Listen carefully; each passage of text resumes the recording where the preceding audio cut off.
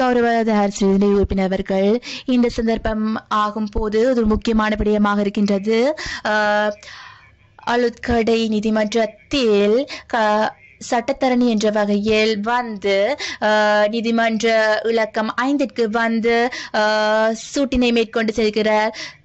இது தற்பொழுது இடம்பெற்றிருக்கிறது. இந்த நாட்டின் பாதுகாப்பு தொடர்பாக ஒரு கோட்டொன்றை அணிந்து கொண்டு ஆயுதம் ஒன்றை தாங்கிக் கொண்டு வந்து இவ்வாறு வெடி வைத்து சென்றிருக்கின்றார். இது ஒரு நீதிபதிகளுக்கு ஒரு மிகவும் பயங்கரமான விடயமாக இருக்கின்றது. இது ஒரு இன்றைய தினம் நீதிமன்றத்துக்கு கொண்டு வரப்பட்டு 5ஆம் இலக்க நீதிமன்றத்தில் சாட்சியம் எடுத்துக் கொண்டிருக்கிற சந்தர்ப்பத்தில் சட்டத்தரணிகளுக்கும் எந்த பாதுகாப்பும் இல்லாமல் ஆக்கப்பட்டிருக்கிறது. போலீஸ் மா அதிபர் ஜனாதிபதி அவர்களும் நன்றாக கதைத்திருந்தார். தற்பொழுது கூட 78 மரணங்கள் சம்பவித்திருக்கின்றன. இதனை மிகவும் அவதானமாக கவனிக்காவிட்டால் இது எங்கு போய் முடியுமோ என்று எனக்கென்றால் தெரியவில்லை. இது ஒரு சிறிய விடயம் அல்ல. இது ஒரு கொலை என்பது ஒரு சிறிய ஒரு விடயமாக மாற்றப்பட்டிருக்கிறது. இந்த பாராளுமன்ற வகையில் இது தொடர்பாக அவதானம் செலுத்துமாறு நான் கேட்டுக்கொள்கின்றேன். கௌரவ சபை முதல்வர்கள், கௌரவ சபாநாயகர் அவர்களே, இந்த நடவடிக்கைகள் தொடர்பாக அரசாங்கமானது கடுமையாக அவதானத்தை செலுத்துகின்றது. ஆனாலும் கூட எதிர்க்கட்சியின் உறுப்பினர்களும் அறிந்திருக்கிறார்கள்.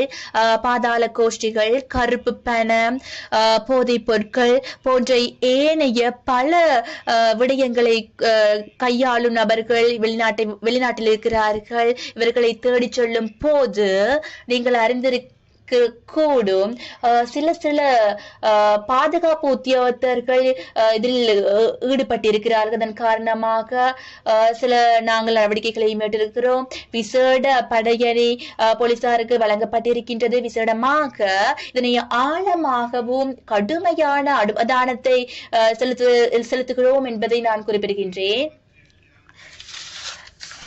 விடய இலக்கம் 1, கௌரவ எதிர்க்கட்சி தலைவர் அவர்கள், இந்த நாட்டில் இப்பொழுது ஏற்பட்டிருக்கிற நிலைமை சட்டம் மற்றும் சமாதானம் தொடர்பாக பாரிய ஒரு பிரச்சனையாக இருக்கின்றது. தாள்தோறும் படுகொலைகள் இடம்பெற்ற வண்ணம் இருக்கின்றன. உயிர்கள் இழக்கப்படுகின்றன. சிறிய பிள்ளைகள் கூட இழக்கப்படுகின்றனர். இது தொடர்பாக நாங்கள் விண்ணப்பத்தை முன்வைக்கின்றோம் அரசாங்கத்திடம். இதனை விட வலுவான ஒரு தீர்வு வேண்டும். நாங்களும் ஆயத்தமாக இருக்கின்றோம் அரசாங்கத்திற்கு ஒத்துழைப்பினை வழங்குவதற்காக. இந்த நாட்டின் சட்டத்தினையும் சமாதானத்தையும் பாதுகாப்பதற்காக, நியாயத்தையும் ஒழுக்க ரீதியாக ஒரு மனிதருக்கு பாதையில் செல்ல முடியாது இருக்கிறது. உண்மையிலேயே இந்த சம்பவம் நீதிமன்றத்திற்கு கூட செல்லக்கூட முடியாத நிலை ஒன்று ஏற்பட்டிருக்கிறது. அப்படி நிலை இந்த நாட்டிற்கு ஏற்படுகிறது. ஒரு நீதிமன்றத்துக்கு செல்ல முடியாத நிலை ஏற்பட்டிருக்கிறார். நீதிமன்றத்துக்கு ஒரு நபர் செல்வதானது ஒரு பயத்துடன், மரண பயத்துடன் என்றால் இது ஒரு மிகவும் அச்சுறுத்தலான விடயம். இந்த விடயம் சமூகத்தின் ஏனைய இடங்களில் இடம்பெறக்கூடும். இது ஒரு மிகவும் பாரிய விடயம். அதன் காரணமாக நான் தயவாய் வேடி நிற்கின்றேன் அரசாங்கத்தினை பிரதித்துவ செய்யும் சபை முதல்வருக்கு சட்டம் தொடர்பான, பாதுகாப்பு தொடர்பான வலுவான தீர்மானங்களை எடுங்கள். சட்டத்தையும் நியாயத்தையும் வலுப்படுத்துவதற்கான சமுதாயத்தில் இவ்வாறான படுகொலைகள், சித்திரவதைகள் நடைபெற முடியாது. இது தொடர்பாக அரசாங்கம் வலுவான ஒரு தீர்மானத்தை எடுக்க வேண்டும். நாங்களும் ஆயத்தமாக இருக்கிறோம்.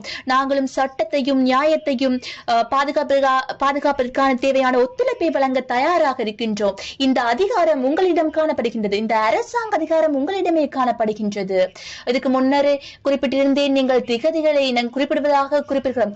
இந்த காலப்பகுதியில் பாரியளவான மரண சம்பவங்கள் இடம்பெற்றிருக்கின்றன. இதற்கான நடவடிக்கை மேற்கொள்ள படவில்லை என்பதுதான் எங்களுக்கு தெரிய வருகிறது. அதன் காரணமாக நான் விசேடமாக விண்ணப்பம் ஒன்றை மேற்கொண்டேன். இந்த நிலைமை தொடர்பாக இந்த அரசாங்கமானது மிக தெளிவாக எடுக்கும் தீர்மானம் என்ன என்பது தொடர்பாக நான் வினவுகின்றேன். கௌரவ சபை முதல்வர் அவர்கள், எதிர்க்கட்சி தலைவர் அவர்கள் தெளிவினையும் நாங்கள் நன்றிகளை தெரிவித்துக் கொள்கிறேன். கடந்த காலங்களில் அரசாங்கத்தினால் வழங்கப்பட்டிருந்த ஆயுதங்களை பாரப்படுத்துமாறும் பாதுகாப்பு அமைச்சானது அறிவித்தல் ஒன்றை மேற்கொண்டிருந்ததற்கு மேற்பாக ஆயுதங்கள் பாரப்படுத்தியிருந்தது. இது தொடர்பாக விசாரணைகளும் மேற்கொள்ளப்பட்டிருந்தது. இந்தியா மற்றும் துபாய் ஆகிய நாடுகளிலும் எமது நாட்டு குற்றவாளிகள் இருக்கிறார்கள். தொடர்பான பல நடவடிக்கைகள் மேற்கொள்ளப்பட்ட வண்ணம் இருக்கின்றது. நான் மிகவும் வலியுறுத்துகின்றேன், அரசாங்கமானது தொடர்பாக கடுமையான விசாரணைகளை மேற்கொண்டு பாதாள கோஷ்டிகள் தொடர்பாக கடுமையான சட்ட நடவடிக்கை மேற்கொள்ளப்படும் என்று குறிப்பிடுகின்றேன்.